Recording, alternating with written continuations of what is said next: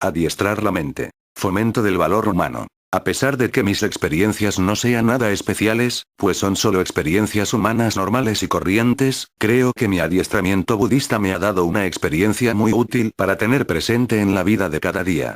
Estoy contento de poder compartir algo de ella con vosotros. Creo sinceramente que todos los seres humanos somos de la misma naturaleza, tanto a nivel mental como emocional. Todos nosotros tenemos el potencial para ser personas felices y buenas, y también lo tenemos para ser malas y perjudiciales. Creo que el potencial para todas estas facetas está presente en nosotros. Lo importante es tratar de fomentar, en cada uno de nosotros, los aspectos positivos y útiles y tratar de reducir los negativos. Aunque los aspectos negativos puedan, a veces, traer cierta satisfacción a corto plazo, a la larga solo aportan sufrimiento. Las actitudes positivas nos traen siempre fortaleza interior. Con fortaleza interior tenemos menos miedo y más confianza en nosotros mismos, y resulta más fácil extender nuestro afecto hacia los demás sin barrera alguna, ni religiosa ni cultural ni de ningún otro tipo. Es, por lo tanto, muy importante reconocer nuestro potencial para lo bueno y lo malo y, después, observarlo y analizarlo cuidadosamente. Esto es lo que yo llamo fomentar el valor humano. Mi principal interés es fomentar la comprensión del valor más profundo del ser humano. El valor humano más profundo es la compasión, un sentimiento afectuoso y comprometido.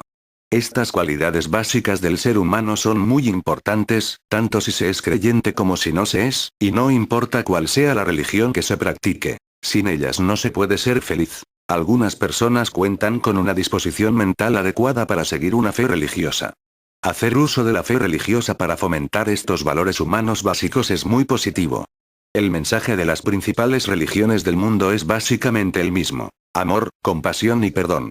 Lo que varía es el modo en que fomenta cada religión tales cualidades. Pero dado que todas ellas aspiran más o menos a la misma meta, vivir una vida más feliz, ser personas más compasivas y crear un mundo más compasivo, el hecho de que los métodos sean distintos no representa un problema. El logro último es lo importante. Las principales religiones del mundo tienen el mismo potencial para ayudar a la humanidad y, puesto que existe una gran variedad de disposiciones mentales entre los seres humanos, necesitamos, lógicamente, religiones distintas.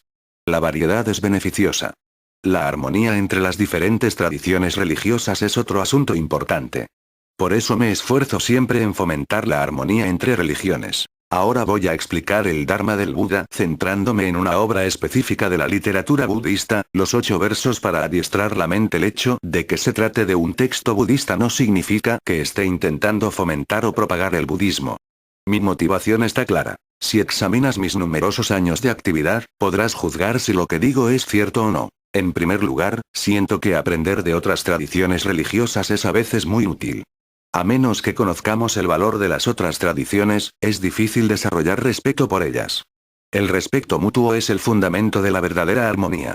Debemos esforzarnos por desarrollar un espíritu de armonía, no por razones políticas ni económicas, sino más bien porque comprendemos, simplemente, el valor de las otras tradiciones. Algunos de mis hermanos y hermanas cristianos, tanto monjes como laicos, me han dicho que están utilizando técnicas y métodos budistas para desarrollar su compasión e incluso su fe. Han adoptado algunas técnicas e ideas budistas en su práctica, pero permanecen dentro del marco de su propia religión.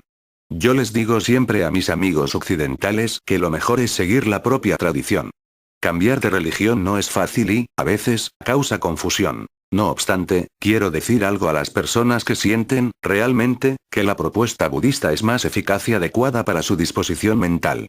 Por favor, pensadlo detenidamente y, cuando estéis convencidos de que el budismo es lo que os conviene, entonces, es vuestro derecho seguirlo. Es importante recordar lo siguiente. A veces, las personas desarrollan una actitud crítica hacia su religión o tradición previa con el fin de justificarse por haber cambiado de fe. Esto ha de evitarse por todos los medios. Puede que vuestra religión anterior ya no os sea útil, pero eso no quiere decir que no sea útil para la humanidad. En reconocimiento de los principios y derechos de las otras personas y del valor de sus tradiciones, debéis honrar vuestra antigua religión. Me parece importante poner en práctica las enseñanzas. Cuando aceptas una tradición religiosa, tienes, como creyente, que poner en práctica su tradición. La práctica religiosa debe convertirse en parte de tu vida cotidiana. Mediante la práctica y las experiencias que aporta el adiestramiento, desarrollarás comprensión y sabiduría. Según la enseñanza budista, para practicar el Dharma del Buda es necesario tener convencimiento y fe, y para ello, se ha de conocer bien el Dharma del Buda. A veces, incluso en países budistas como Tíbet, por ejemplo, hay gente que no sabe realmente qué es el budismo, lo cual, es bastante triste. Si no somos conscientes de la importancia de integrar en nuestras vidas las enseñanzas de nuestra fe mediante la práctica, corremos el peligro de estar siguiendo un cliché o una idea popular.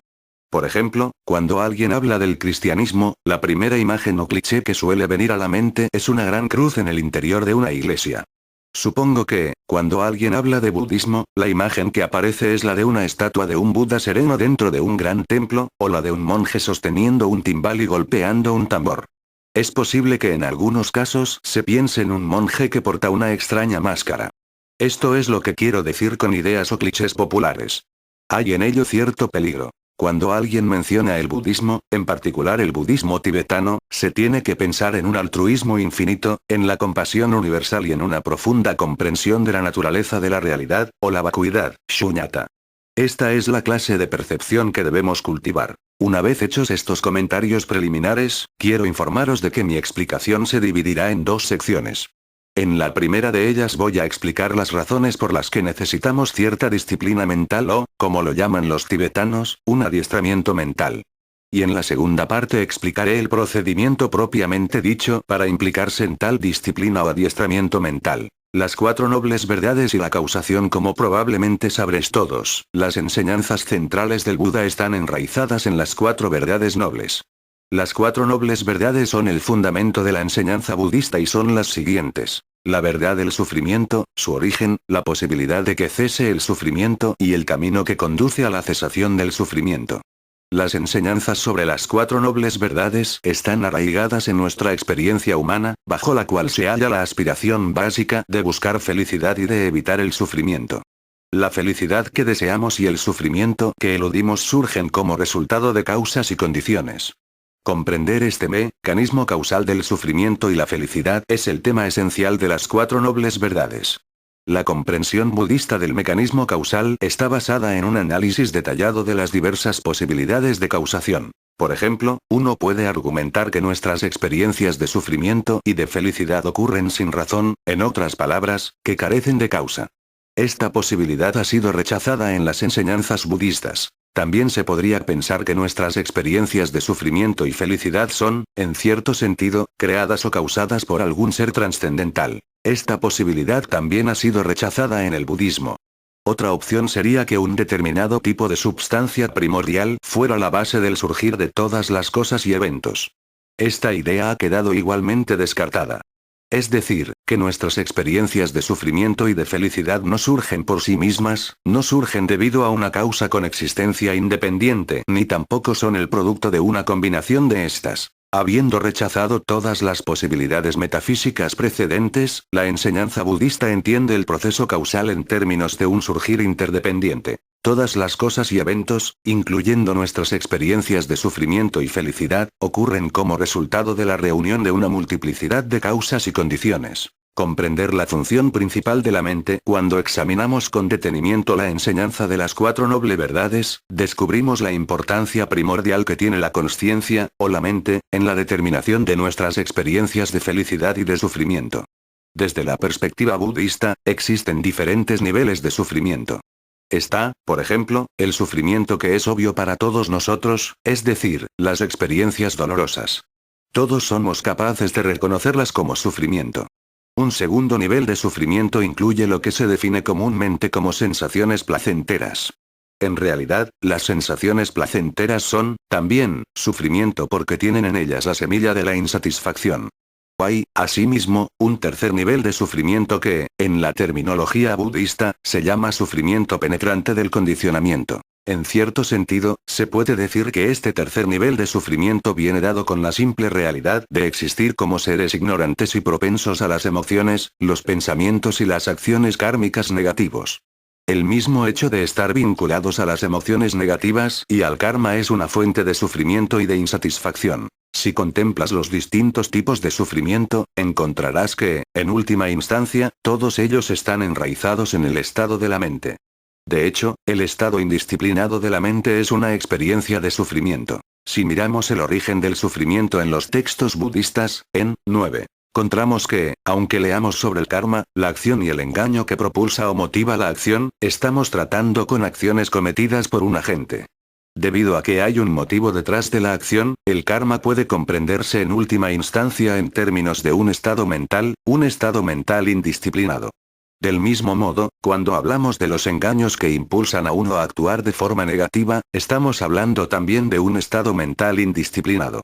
Por consiguiente, cuando los budistas se refieren a la verdad del origen del sufrimiento, están refiriéndose a un estado mental que es indisciplinado e indómito y que da origen a un estado de ignorancia y sufrimiento. En su sentido último, el origen del sufrimiento, la causa del sufrimiento y el sufrimiento propiamente dicho solo pueden comprenderse en términos de un estado mental. La cesación del sufrimiento solo puede estar asociada a un ser sentiente, a un agente, a la consciencia.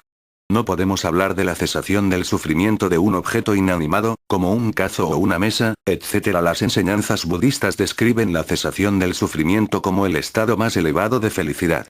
Pero esta felicidad no ha de ser comprendida en términos de sensaciones placenteras. No estamos hablando de felicidad a nivel de sentimientos o de sensaciones.